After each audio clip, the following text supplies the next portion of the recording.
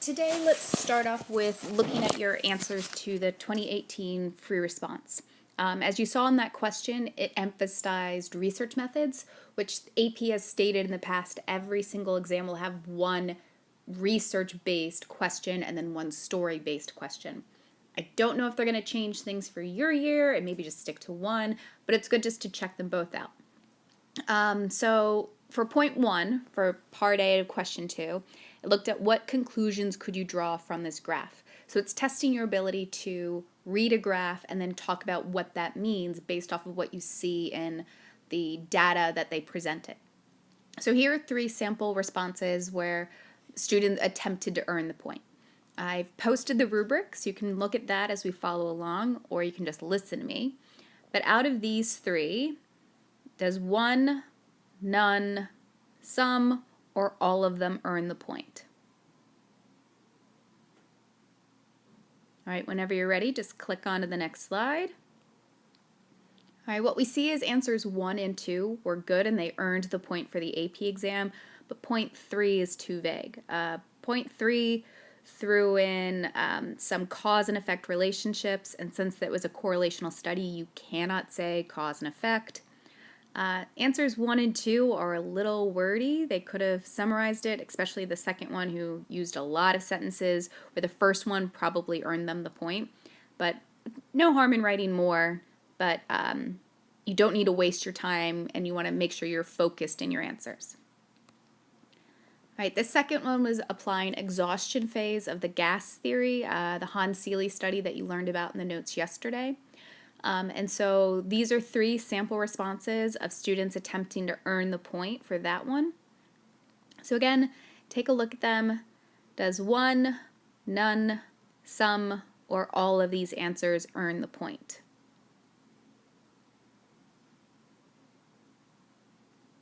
Whoop. All right, and what we see here is that the first 2 are bad and the last one is the only one that gets the point. The first one is just talking about a physical exhaustion with the mental state, and it's just too vague. It's just rephrasing the terms that they're asked to apply, and so it doesn't actually show that they know what that term means. The second one threw in a bunch of other terms, hoping to distract the grader, and so that's never a good sign. The fact that they threw in their circadian rhythm and sleep debt, those are different terms that they don't care about. And so the last point, again, a little wordy. They could have focused a little bit more, but that wordiness helped them get the point because they talked about stress levels increasing your likelihood of being worn out, and that's why you're getting sick. And that's exactly what happens in the exhaustion phase. All right, the last point that I asked you to address was the ethics committee. All right, if this was going to be turned into an experiment versus a correlational study, what would an ethics review board say about this? And so here are 3 sample responses. Who gets the point? All, none, some. All right, here the last 2 did a good job. The last one was perfect. Nice, succinct, to the point. They didn't waste time and they put the right information in there. Person 1 confused ethical with validity, and so that led to their problems. So these would be some things that you want to keep in mind when you're answering the questions. Try and be focused, but also, if you can, try to be right. You'll be getting feedback scores for your submitted responses that you sent, so I'll be doing those today while you're doing this, and so you should be getting responses back from me. Again, I posted the rubric that I'll be using, so you can use that to kind of guide your mind when you look at your responses. But that's what we'll kind of be doing moving forward, since we know your exam's only going to be on the free responses. The focus of today is motivation, specifically how hunger is a big motivator. All right, we already talked about stress and how stress emotionally impacts us, but stress can also motivate us to do a lot of things. So we'll continue a little bit with distress at the start of today's lesson, and then we'll focus more on hunger. As you're doing today's lesson, if you can fill in the hunger worksheet, and then use this information to help you with the 2017 free response questions that you'll be asked to answer. All right, so motivation as defined by psychology is when you feel a need or desire to do something. So for example, during these distance learning days, maybe the motivation to sit down at the computer and start the work is not there until it gets closer to 3 or maybe 4 or 4:45, and then you try to cram everything in. All right, that stress gave you a bigger need or desire to actually get the work done. All right, some people have a very high motivation. It's very easy to get them motivated to go and do something, accomplish specific behaviors. Some need a little bit more cajoling, a little bit of forcing. So maybe your parents are yelling at you, they threaten your technology or shutting off the internet. That wouldn't be helpful because everything's online. But we have this motivation drive to help us with different things.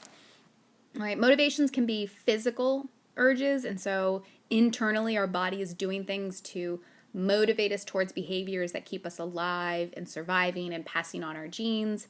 And some of it's more environmental. We've been taught that we should want this, we've been taught that we should do this, and so our environment will give us our natural urges and motivations to accomplish specific behaviors. All right, if we're talking about the physiological side, your instincts are big motivators. All right, we have these instinctive urges to help protect ourselves, and so those instincts motivate certain behaviors that will allow us to survive. They're ingrained, they're instinctual, they're responsive, and so you don't have to learn this, you demonstrate it from a very early age. There are certain things that will automatically, instinctually give the fear response and trigger you to run away. It's motivating you to escape the situation because of that fear instinct that we have. The very silly picture that you have over on the side, right? The instinctive urge to do mating behavior, right? There's things built into us that helps protect the species.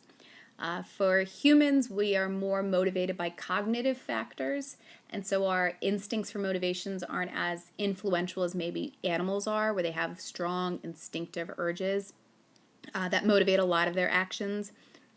But we do have internal factors that will influence the way we think about things. All right, if we were looking at cognitive motivations, right, optimum arousal states that we need to be in a perfect stress level to actually produce good work. So think of it almost like a bell curve. If there's no stress, there's no motivation, so I'm not doing anything. And if there's too much stress, well, I'm exhausted, I'm resisting, I'm overwhelmed, and so I'm also not doing things. And so we want it to be right in the middle. There needs to be a little bit of stress and tension to actually motivate our behavior to get things done. Right? Even if we're left to our own devices, we would rather do things than not do things. And so there's been studies done where they've put people in a room and they say they have to sit in this blank, empty room for 20 minutes. And the only thing in the room with them is this button where if they touch it, they'll be electrocuted. And people would rather feel the pain of electrocution than to sit in silence in the room. All right, so this optimum arousal says, well, that little bit of stress of having nothing to do actually motivated a lot of behavior. All right, we naturally explore and investigate things. And so what the Yerkes-Dodson law states is that if I want to get the best performance out of you, I need some stress, I need some tension, some discomfort on your part, but it can't cross the threshold where it's too overwhelming, it's too detrimental to your mental and physical health. So we've all been so stressed that all we want to do is just go home and lie on the couch and watch Netflix all day, or just sit in a dark room and listen to our music. Right? That's the bad side of optimum arousal. All right, we also have I have no motivation, no drive, no stress. So the paper that's due 3 months from now, I don't really have to think about that. And so because there's no force, well, I'm also not doing anything. Right, so that's actually kind of some of the thought pattern behind why you have to do a 5 o'clock deliverable every day. Right, your counsel is giving you a little bit of stress to motivate you to at least check online every day and do something to keep you still academically integrated within the school community. Right? Sometimes when we're so motivated, we can get into a zone where we lose loss of awareness. Our states of consciousness kind of get shut down, and we are so focused on the task that we're doing that we lose all sense of time and place. Maybe this could be if you're playing a video game and you get so sucked into that video game that you aren't aware of your mom talking to you and trying to ask you questions. You're just so focused. Maybe you're reading a really good book, or you just get into the rhythm of folding laundry where you just zone out. And then when you look up, you're like, oh my gosh, 2 hours have passed and I have no idea what's happening. All right, so this is the idea of flow. If you want to see it in action, I've attached a little silly clip here. This is from Parks and Recreation. You won't be able to click on it in my video, but if you go to the PowerPoint that's posted on our GC website, you can get the notes through there. So it's just Gary from Parks and Rec, and he's illustrating that flow pattern that people fall into. All right, sometimes if I really want people to do something, I could offer you an incentive. All right, these are positive or negative things that will motivate behaviors. A lot of our incentives, they might be extrinsic motivators, those incentives that we offer to you to hand in your work on time. So everyone who gets in their work by 4:30 will get an extra point on their assignment. Ha ha ha. Or maybe it's a negative thing. Everyone who doesn't have their homework handed in by 5 o'clock deadline today, I'm going to lose a point on your assignment then. Right? Those are positive and negative things that are actually motivating your behavior. And so those extrinsic motivators, sometimes they could be intrinsic. So we have these mental concepts where now that I know Miss McNamara wants me to do my work on time, and I've done this so often that you're intrinsically motivated now because of the pride you have within your work, and I don't have to offer you extra credit anymore. Right? So these incentives are things that motivate your behavior. And so they're usually extrinsic to yourselves, but they drive your desire, they drive your motivation to get something done. All right, so drive reduction theory states that most of our motivations will come from a physical need that'll motivate us to satisfy that need. And so, again, hunger is a really good example of this. Have you ever gone all day without eating? Like you overslept and you skipped breakfast, and then you worked all through lunch, and then you had practice after school. And so now it's 7 in the evening and you haven't eaten, and then you get home and you find out mom went grocery shopping and there's all of this food in the pantry. And what do you want to do? You want to eat all the things. All right, well, that's drive reduction. You've had this internal starving drive building throughout the day, this hunger motivation for you. That in order to reduce it, in order to get rid of that drive, you have to satisfy the need. You have to feed yourself. And so maybe you just gorge yourself on cookies and then feel horrible and lay on the couch the rest of the day because you had to do so much to reduce that need that had been growing all day. And so a lot of these physical needs will drive us to do a lot to help reduce that need the longer we let it grow and build over time. So let's look at hunger a little bit more by reminding ourselves of Maslow's hierarchy of needs. Now, we talked about him at the very beginning of the year. We revisited him in our personality unit. And so we remember Maslow says we have these basic needs that we have to fulfill in order to be self-actualized. And one of the biggest basic needs we have is hunger. So, what if I deprive you of food? Will you still be able to become self-actualized? So there was a study done during World War II where there were 100 volunteers for the study. They were peaceful objectors to the war, where they wanted to donate to the war effort, but they didn't want to participate in the violence of the war. And so what they decided to do is offered up their rations, so their extra rations would go overseas to the soldiers, but they were still participating in the war effort without having to actively fight in the war. So what they did is they took a third of the participants and they put them on a calorie maintaining diet. They were only given enough calories to keep their exact same body weight as when they initially signed up for the study. Everybody else was put on calorie restricted diets. One of them was only given half of the calories they needed to sustain their weight. I think the other one was given like 2/3 or something like that. But they specifically cut all their calories to see how is that going to impact them.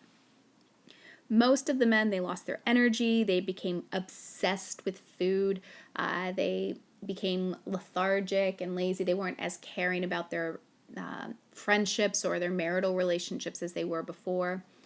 And so that denying of the need increased that basic desire. And so they sacrifice all those higher level self-actualized needs to focus on the missed basic needs that they had. So if you've seen the original Pirates of the Caribbean, and there's Captain Barbossa, who's obsessed with eating the apple, and that's all he can think about. Well, we find that's really common with people on caloric restricted diets, that they become obsessed with food and they start planning out their meals and how they're going to eat and what order they're going to eat and when they're going to eat. It's because that drive is so strong within them that thinking about it is their only way of mentally delaying the desire until they can actually satisfy the physical need that they have. All right. However, there are a lot of people that show Maslow's hierarchy isn't as pyramidal as it was originally claimed. There's a lot of people who can sacrifice those basic needs and still fulfill those self-esteem or those community needs that Maslow said would be lost. So for example, Gandhi and his hunger strikes, he still was focused on the community and helping India during the British rule of their regime. And so there are a lot of people like Gandhi who've gone on hunger strikes who don't sacrifice their higher level needs because they can still stay focused on those basic needs that they're missing while looking at the bigger goals. If we're going to talk about hunger, well, where is that motivation coming from? All right, your body naturally wants to maintain homeostasis. All right, you probably covered this in your bio classes, but your body wants to be at a constant state of equilibrium. If you get too hot, your body temperature rises, well, your body's going to start to sweat to cool you back down. If you get too cold and drop in body temperature, well, you'll shiver and try and trap more body heat close to you. All right, so hunger is the same thing. You need certain sugar levels within your body for all of your organs to function properly. And so when those glucose levels start dropping, your glucose, remember, is your main energy source. Well, if those start to drop, then you're going to feel a stronger drive to go out and eat. All right, if you lose water within your system, you're going to become dehydrated, and so you'll feel the urge of thirst, so you go out and you drink something. And so your body constantly wants to be at this middle equilibrium state. All right, for body weight, it's centered around a set point. All right, your body wants to naturally maintain a certain weight. It's based off of genetics, how tall you are, your bone structure. So there's a lot of things that factor into your set point, but this is why people who go on crash diets, like after they go off the diet, they naturally rebound back to the original position. You can alter your set point a little bit, but it's through a slow, steady change. And there's just certain things that'll just never be capable based off of your genetic code and the way your body is structured. So for your body weight, your set point is kind of your homeostasis equilibrium middle. And so your body naturally wants to be around this certain weight. So if I currently weigh 200 pounds and I slowly diet, I could probably get myself down to maybe 160, 140, but I'm never going to be a 100-pound person. My body's going to fight me for doing that. And so it's going to naturally try to fluctuate to that center point, both when you become overweight and when you become underweight. It's going to want to pull you back to that center area. Right? How it does this is by regulating your metabolism. All right, your metabolism is how fast your body burns through calories, burns through energy. And so in order to maintain your set point body weight, if you start over-consuming in food and underperforming in actions, well, your metabolism is going to speed up for a little bit. But if you keep doing that for forever, well, your set point's going to alter and you're going to start weighing more and more, and that's what your body's new equilibrium point will be. Right? If you stop eating and start exercising a lot, well, your body's going to think it's starving. And so what happens is naturally it's going to start absorbing more calories and it's going to slow your metabolism down, which might lead into greater levels of exhaustion. And so to make sure your body stays at that middle set point, your metabolism is what will regulate how quickly or slowly your body burns through energy. This is regulated by your sex, by your age, by genetics as well. So for example, your metabolism is really good right now as adolescents, teenagers. Well, when you get into your mid 20s, early mid 20s, like 23, 24, that's going to slow down for you. And so your set point, your body weight is going to rise, and you might start gaining weight a little bit. And it's just because of the way that your body works. You needed all that energy burning during puberty, but now you're at a normal point, so we can slow your metabolism down to help you retain some of that body fat that your body might need. All right, what dictates when we start eating, stop eating, is your hypothalamus. We talked about this at the beginning of the year in the bio unit. Your hypothalamus is your main motivation center. It has all of your feel-good neurotransmitters that encourages you to go out and do stuff. All right, well, your ventromedial hypothalamus, which you can see in the picture here, is the red parts. All right, well, that's the back of your hypothalamus. And that's the thing that tells you need to stop eating. Your stomach's full, you've got enough energy in your system, we don't need to be eating right now. All right, if that's damaged, you will never feel full and you'll constantly feel hungry. All right, the lateral hypothalamus, and you can see in the picture that's the green part, that's the front of your hypothalamus. That's the thing that makes you want to start eating, to go out and eat food. And that's what helps food taste good to us. And so if this is damaged, you never feel hungry, but food also never tastes good for you. And so it's not satisfying. It would be like, I don't know, like eating paste or something like that. All right, now why am I telling you this? Because one year, this was actually a term on the free response, and you had to know specifically the difference between the two parts of the hypothalamus. Now, you can either remember ventromedial and lateral, or you can remember back and front, and both of those were accepted on the AP exam. And so sometimes you do need to be that nitpicky in your answers and understanding the differences between things. That being said, they used it once and I've never seen it again, so maybe you'll be free and it won't show up, but if it does show up, I don't know, everyone owes me a coffee because that's amazing. What your hypothalamus will do as it tells you to start or stop eating is usually it's dictated by how much glucose is within your system.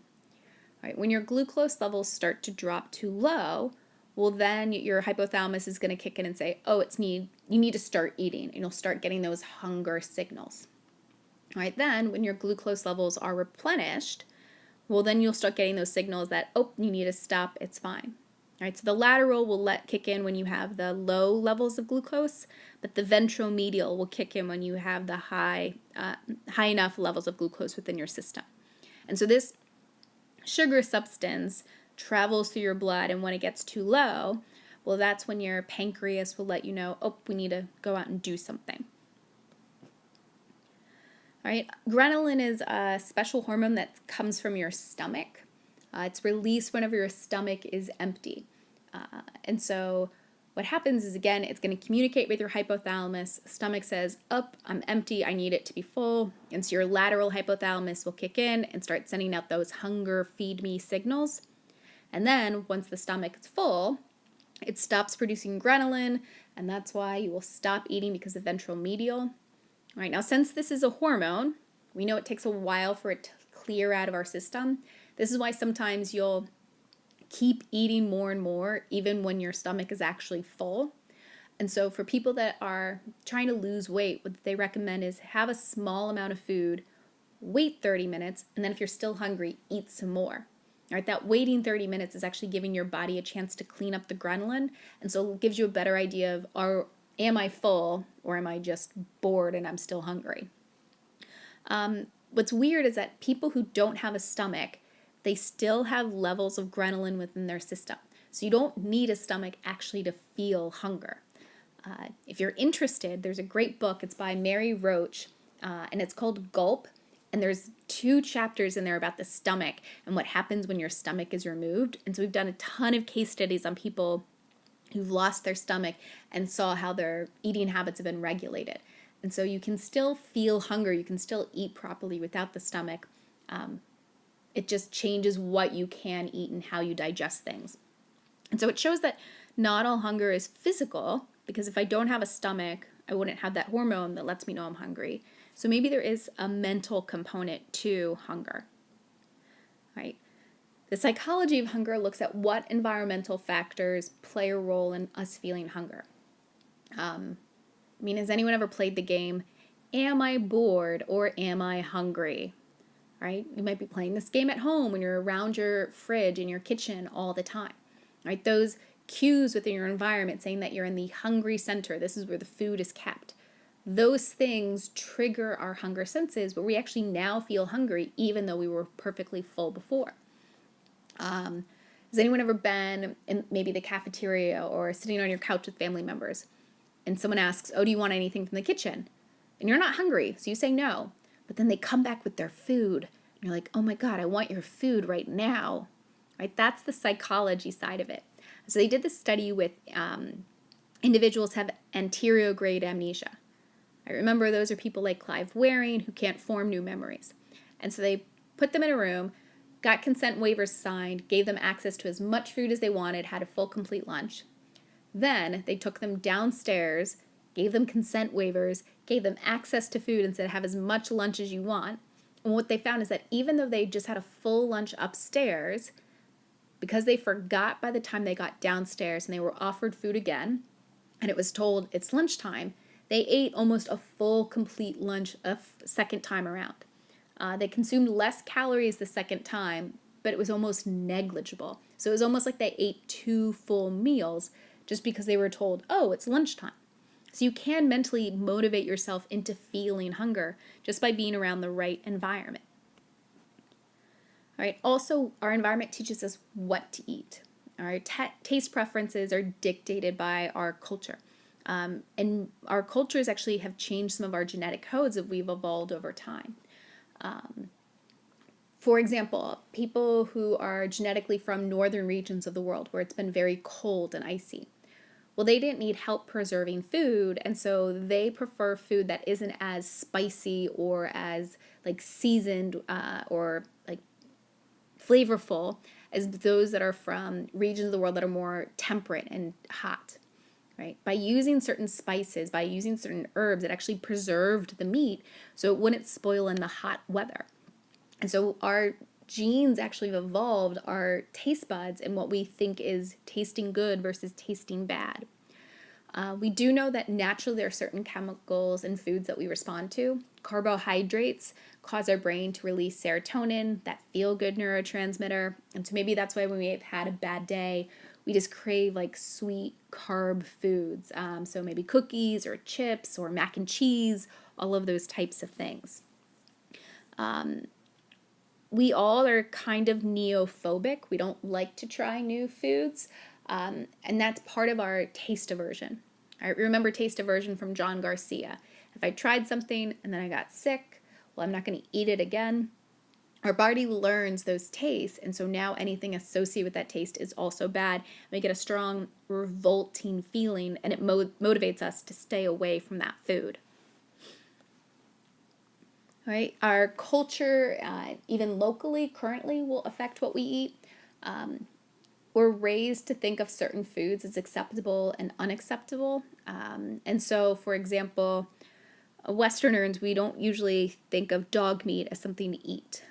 Horse meat, we don't really think of that as something to eat, right? But they're animals, and so why do we think it's okay to eat maybe chicken or cow, but dog and horse are off limits? All right, it's what we've been raised, it's what we've been taught, it's how we think about these animals and how we view them in our environment. Dandelions. Dandelions are food. Those flowers are nutritious. You can have dandelion salads. But I don't think anyone's going out in their yard and looking for dandelions to go and eat right now because it's not something we're culturally raised with. And so what we're exposed to will actually alter our tastes. And so the more food you expose a young baby to, the more tolerant eater they are as they age. But if we restrict our diet, especially at earlier ages, well, when we become teenagers or adults, we're not going to be adventurous eaters because we don't like those things and we don't want to eat those things.